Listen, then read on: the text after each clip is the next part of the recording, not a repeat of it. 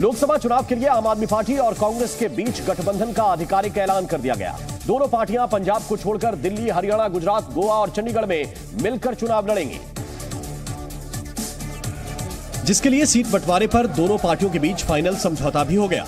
कांग्रेस और आम आदमी पार्टी के नेताओं ने एक प्रेस कॉन्फ्रेंस कर इन राज्यों में मिलकर चुनाव लड़ने का ऐलान किया। समझौते के मुताबिक दिल्ली की 7 लोकसभा सीटों पर कांग्रेस 3 पर, जबकि आम आदमी पार्टी 4 सीटों पर चुनाव लड़ेगी। गुजरात की 26 लोकसभा सीटों में कांग्रेस 24 पर और आम आदमी पार्टी 2 सीटों पर चुनाव लड़ेगी। हरियाणा की 10 लोकसभा सीटों में कांग्रेस 9 सीटों पर और आम आदमी पार्टी 1 सीट पर चुनाव लड़ेगी। समझौते के मुताबिक चंडीगढ़ की 1 सीट और गोवा की 2 सीटों पर भी कांग्रेस अकेले ही चुनाव लड़ेगी। इस दौरान गठबंधन की एकता पर भी जोर दिया गया। पूरा गठबंधन मजबूती से मिलकर चुनाव लड़ेगा, इस देश को बचाने के लिए चुनाव लड़ेगा, इस देश के संविधान को बचाने के लिए चुनाव लड़ेगा। आतिशी ने गठबंधन की जीत का दावा भी किया। गठबंधन में हुए समझौते के मुताबिक गुजरात की 26 लोकसभा सीटों में कांग्रेस 24 सीटों पर, जबकि आम आदमी पार्टी 2 सीटों पर चुनाव लड़ेगी। ये 2 सीट भरूच और भावनगर की हैं, जिसमें भरूच लोकसभा सीट पर कांग्रेस ने आखिरी बार 1984 में जीत हासिल की थी और अहमद पटेल तब वहां से तीसरी बार सांसद चुने गए थे।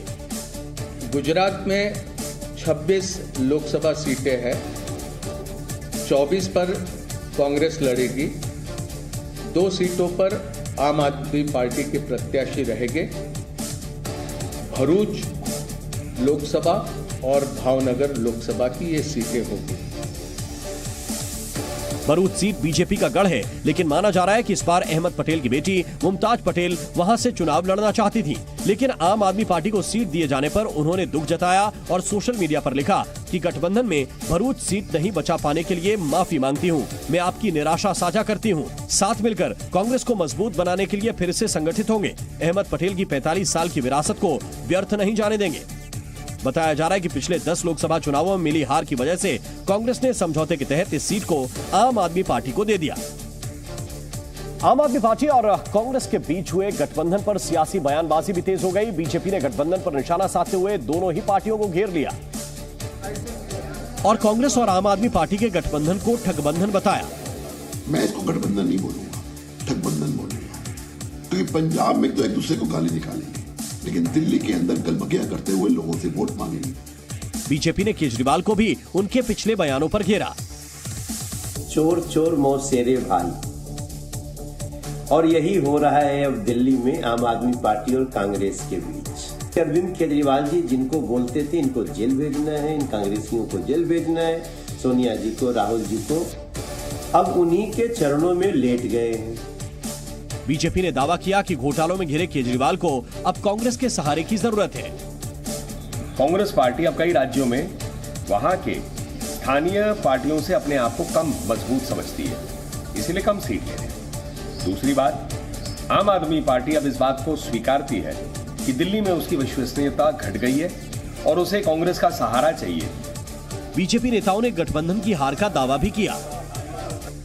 बीजेपी के आरोपों पर आम आदमी पार्टी ने भी पलटवार करते हुए इसे देश के लिए जरूरी बताया। आप नेताओं ने उन आरोपों का भी जवाब दिया जिसमें केजरीवाल ने कांग्रेस के खिलाफ बयान दिए थे और दावा किया कि उस समय कांग्रेस पर सत्ता का नशा था, जिसे हटाने के लिए वो बीजेपी के साथ हुए, लेकिन अब बीजेपी सत्ता के नशे में चूर है। आज वो सत्ता भारतीय जनता पार्टी के सर पर नाच रही है। उन्होंने आदमी को आदमी समझना बंद कर दिया है। क्या मीडिया, क्या कोई एजेंसी, क्या कोई संस्था, सबको ढाने में लगे हुए हैं। ऐसे देश नहीं चलेगा। आम आदमी पार्टी ने गठबंधन को देश के लिए जरूरी बताया। इंडिया गठबंधन का जन्म देश को जिताने के लिए हुआ है, देश की जनता को जिताने के लिए हुआ है, किसी को हराने के लिए नहीं हुआ है। अब ये बात अलग है कि भारतीय जनता पार्टी अपने कर्मों से जिस तरीके से इस देश को पीछे धकेल रही है, तो ये उनकी नियति कि उनको हारना है। वहीं कांग्रेस ने भी बीजेपी पर निशाना साधा। संविधान को समाप्त करने की जो एक बीजेपी की जो एक कोशिश हो रही है देश में, वो मैं समझता हूं कि उस बात को देखते हुए कांग्रेस और आम आदमी पार्टी ने गठबंधन का फैसला किया है। कांग्रेस ने बीजेपी को सत्ता से हटाने के लिए गठबंधन की जीत को जरूरी बताया। लोकसभा चुनाव को लेकर भारतीय जनता पार्टी ने कमर कस ली है। बीजेपी 370 और एनडीए के 400 सीटों का लक्ष्य हासिल करने के लिए तैयारी तेज कर दी है। दिल्ली में बीजेपी मुख्यालय में पार्टी अध्यक्ष जेपी नड्डा ने सभी राज्यों के चुनाव प्रभारियों के साथ बैठक की, जिसमें बीजेपी ने पूरे देश में प्रचार रथ निकालने का फैसला किया है। साथ ही गृह मंत्री अमित शाह के साथ यूपी बीजेपी कोर ग्रुप की बैठक भी हुई, जिसमें मुख्यमंत्री योगी आदित्यनाथ और उत्तर प्रदेश के दोनों डिप्टी सीएम भी शामिल हुए। इसके अलावा उत्तर प्रदेश बीजेपी अध्यक्ष भूपेंद्र चौधरी भी शामिल हुए। इस बैठक में उत्तर प्रदेश की 14 हारी हुई सीटों पर उम्मीदवारों के नाम पर मंथन हुआ। कांग्रेस की भारत जोड़ो न्याय यात्रा मुरादाबाद से फिर शुरू हुई। आज राहुल गांधी के साथ कांग्रेस नेता और बहन प्रियंका गांधी वाड्रा भी शामिल हुई और यात्रा मुरादाबाद से कई शहरों से होते हुए आगरा पहुंचेगी, जहां कल अखिलेश यादव से मुलाकात होगी। मुरादाबाद में राहुल गांधी और प्रियंका गांधी वाड्रा खुली जीप में बैठकर यात्रा के लिए निकले। इस दौरान भारी संख्या में कांग्रेस समर्थक मौजूद रहे। न्याय यात्रा में प्रियंका गांधी ने बीजेपी पर जमकर निशाना साधा। आपकी बेरोजगारी, आपकी मुश्किलें बढ़ रही है। सब किसान आंदोलन के लिए भी 2 साल पहले आज किसान आंदोलन कर रहा है। सब सड़क पे बैठे थे, घर में सर्दी में आज बैठे हैं।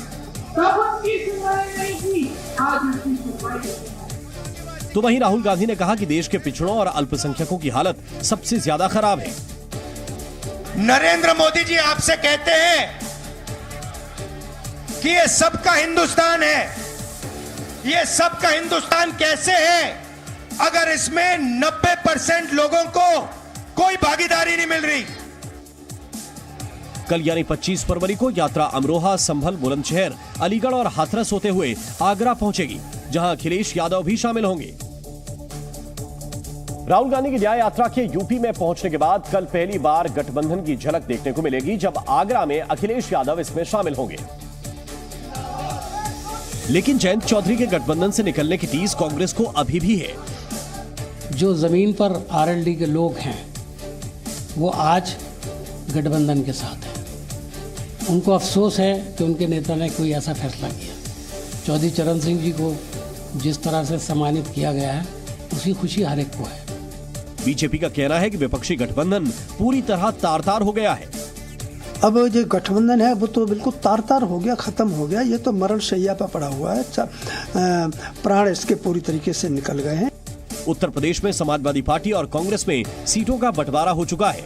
एसपी ने कांग्रेस को 17 सीटें दी हैं, जिसके बाद कल अखिलेश यादव आगरा में न्याय यात्रा में शामिल होंगे। उत्तर प्रदेश में कांग्रेस और एसपी के बीच सीटों के बंटवारे पर तो बात बन गई, लेकिन चुनौतियां अभी खत्म नहीं हुई हैं। सीट शेयरिंग और राज्यसभा चुनाव को लेकर दोनों ही दलों की मुश्किलें अपनों ने ही खड़ी कर दी हैं। कांग्रेस के वरिष्ठ नेता सलमान खुर्शीद फर्रुखाबाद की सीट समाजवादी पार्टी के खाते में चले जाने से नाराज लग रहे हैं और उन्होंने एक्स पर एक पोस्ट करके अपने बगावती तेवर दिखाए हैं। सलमान खुर्शीद ने लिखा कि फर्रुखाबाद से मेरे रिश्तों को कितने इम्तिहान का सामना करना पड़ेगा। सवाल मेरा नहीं, पर हमारे सबके मुस्तकबिल का है, आने वाली नस्लों का है। किस्मत के फैसलों के सामने कभी झुका नहीं, टूट सकता हूँ, झुकूंगा नहीं। तुम साथ देने का वादा करो, मैं नगमे सुनाता रहूं। खुर्शीद के बयान पर समाजवादी पार्टी अध्यक्ष अखिलेश यादव ने उन्हें नसीहत दी है। लोहिया जी पहला चुनाव वहीं से जीते थे, फर्रुखाबाद से। हमें उम्मीद है कि वो अपना ट्वीट डिलीट कर देंगे और अलायंस की मदद करेंगे। सीट शेयरिंग फॉर्मूले के तहत समाजवादी पार्टी ने कांग्रेस को यूपी में 17 सीटें दी हैं, जबकि सीट बंटवारे के तहत फर्रुखाबाद की सीट समाजवादी पार्टी के खाते में गई है और एसपी ने यहां से नवल किशोर को उम्मीदवार घोषित किया है। प्रधानमंत्री नरेंद्र मोदी 2 मार्च को बिहार दौरे पर जाएंगे। एनडीए की नई सरकार बनने के बाद प्रधानमंत्री नरेंद्र मोदी 2 मार्च को पहली बार बिहार दौरे पर जाएंगे। इस दौरान वो औरंगाबाद और बेगूसराय में कई परियोजनाओं का उद्घाटन और शिलान्यास करेंगे। साथ ही वो जनसभा को संबोधित करेंगे। बिहार के मुख्यमंत्री नीतीश कुमार भी उनके साथ मौजूद रहेंगे। राष्ट्रीय लोकदल के राष्ट्रीय अध्यक्ष जयंत चौधरी ने कल मथुरा में विधानमंडल दल की अहम बैठक बुलाई है। इसके बाद वो 26 फरवरी को लखनऊ में मुख्यमंत्री योगी आदित्यनाथ से मुलाकात कर सकते हैं। इसके अलावा आरएलडी के एनडीए में शामिल होने को लेकर जल्द ऐलान हो सकता है। मध्य प्रदेश में कांग्रेस राम यात्रा निकालने जा रही है। प्रदेश कांग्रेस अध्यक्ष जीतू पटवारी ने इसकी घोषणा की। उन्होंने कहा कि वो इस यात्रा के जरिए जनता को महंगाई और बेरोजगारी की याद दिलाएंगे। साथ ही इस यात्रा में बीजेपी की केंद्र और राज्य सरकार से उनके वादों को पूरा करने के लिए कहा जाएगा।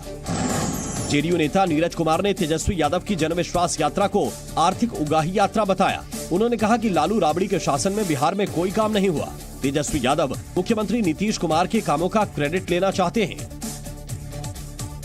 यूपी पुलिस सिपाही भर्ती परीक्षा रद्द करके योगी सरकार ने लाखों अभ्यर्थियों को बड़ी राहत दी। पेपर लीक के दावों के बाद लाखों अभ्यर्थी परीक्षा रद्द करने और दोबारा एग्जाम कराने की मांग कर रहे थे। लिहाजा राज्य सरकार ने परीक्षा रद्द करने के साथ ही 6 महीने के भीतर फिर से परीक्षा आयोजित करने का आदेश दिया। साथ ही सीएम योगी ने कहा कि परीक्षाओं की शुचिता से कोई समझौता नहीं किया जा सकता। युवाओं की मेहनत के साथ खिलवाड़ करने वाले किसी भी दशा में बख्शे नहीं जाएंगे।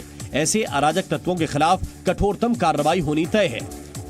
राज्य सरकार की ओर से इसे लेकर एक नोटिस भी जारी किया गया, जिसमें लिखा है कि शासन ने भर्ती बोर्ड को ये निर्देश दिए हैं कि जिस भी स्तर पर लापरवाही बरती गई है उसके विरुद्ध एफआईआर दर्ज कर अग्रिम वैधानिक कार्रवाई सुनिश्चित की जाए। यही नहीं, योगी सरकार ने यूपी पुलिस सिपाही भर्ती पेपर लीक मामले की जांच का जिम्मा स्पेशल टास्क फोर्स को सौंप दिया है। दोषियों के खिलाफ सख्त कार्रवाई किए जाने के निर्देश दिए गए हैं। साथ ही 6 महीने के अंदर परीक्षा दोबारा कराने का निर्देश दिया गया। इसके अलावा परीक्षार्थियों से परीक्षा के लिए आने जाने का कोई पैसा नहीं लिया जाएगा। आदेश में लिखा है कि उत्तर प्रदेश परिवहन निगम के जरिए अभ्यर्थियों को फ्री सुविधा उपलब्ध करवाई जाएगी। वहीं योगी सरकार की यूपी पुलिस कांस्टेबल भर्ती परीक्षा रद्द करने के फैसले के बाद अभ्यर्थी जश्न मनाते नजर आए। भर्ती परीक्षा में शामिल हुए अभ्यर्थियों ने इस फैसले का स्वागत किया। ये हम लोगों के लिए बहुत ही खुशी की बात है, बट ऐसा नहीं, इससे हमारा क्या होता है कि हमारा मन टूटता है और हमारे मम्मी पापा जो कहते हैं कि करके दिखाओ, कुछ करके दिखाओ, ऐसे कुछ नहीं होता है।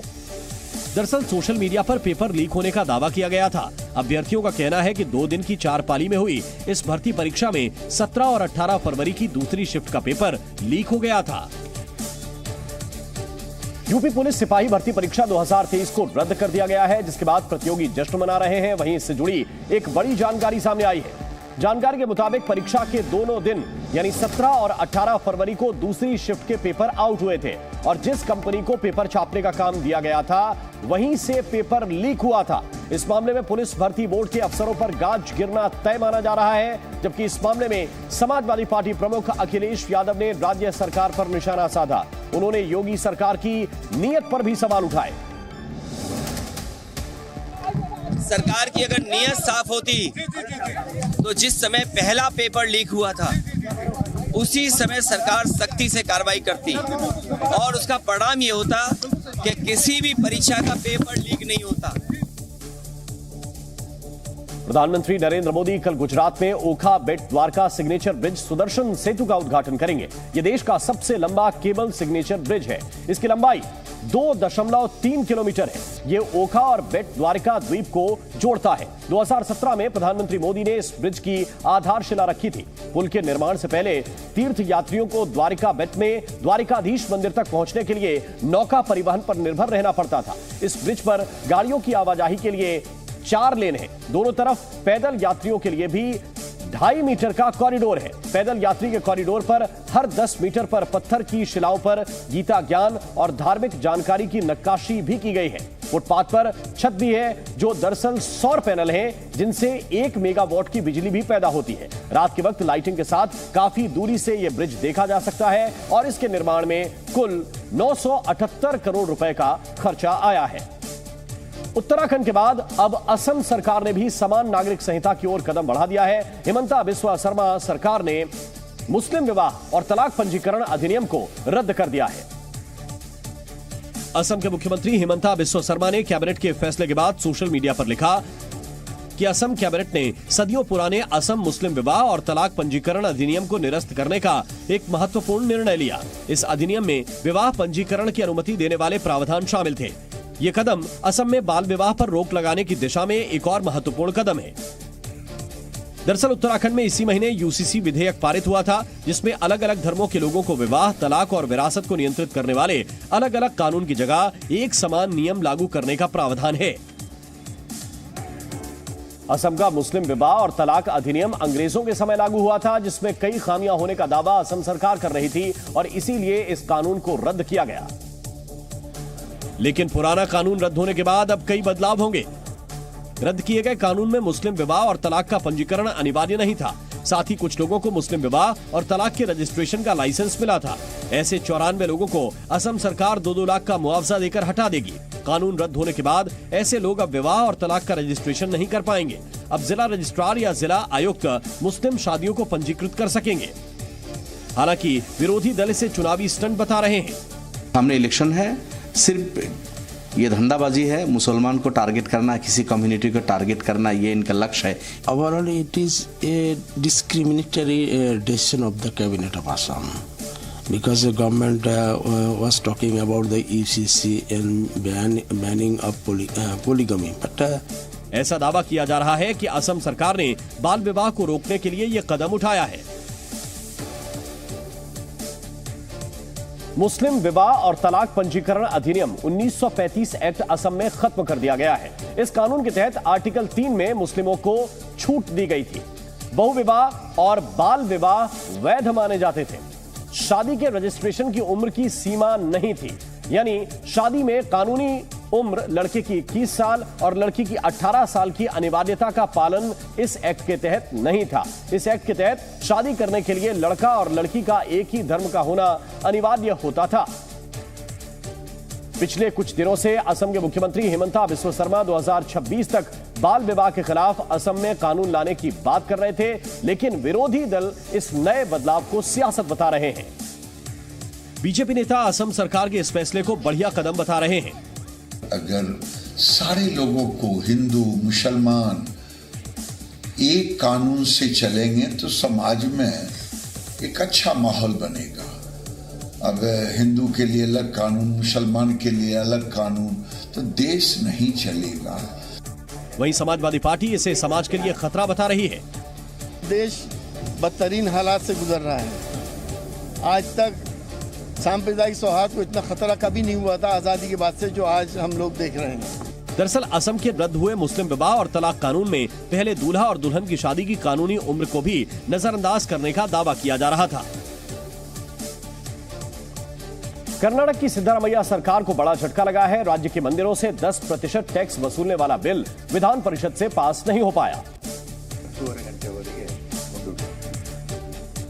और कर्नाटक हिंदू धार्मिक संस्थान और धर्मार्थ बंदोबस्ती संशोधन विधेयक विधान परिषद में गिर गया। संशोधित विधेयक में प्रावधान किया गया था कि जिन मंदिरों का राजस्व 1 करोड़ रुपए से ज्यादा है, सरकार उनकी आय का 10% टैक्स वसूल करेगी, जिसे लेकर बीजेपी सिद्धारमैया सरकार पर लगातार हमलावर है और कर्नाटक के अलग अलग हिस्सों में बीजेपी विरोध प्रदर्शन कर रही है।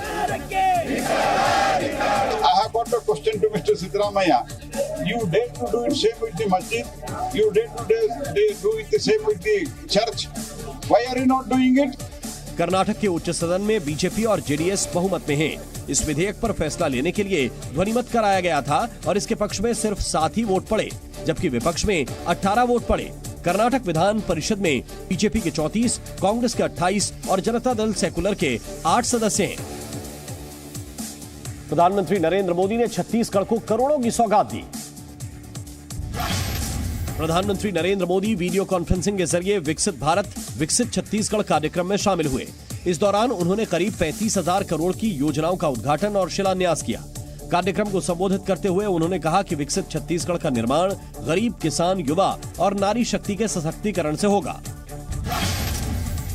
हल्द्वानी हिंसा के मास्टरमाइंड अब्दुल मलिक को पुलिस ने दिल्ली से गिरफ्तार कर लिया है। आरोपी हिंसा के बाद से फरार चल रहा था, जिसकी तलाश में पुलिस की कई टीमें लगी हुई थी। पुलिस ने आरोपी के खिलाफ लुकआउट नोटिस भी जारी किया था।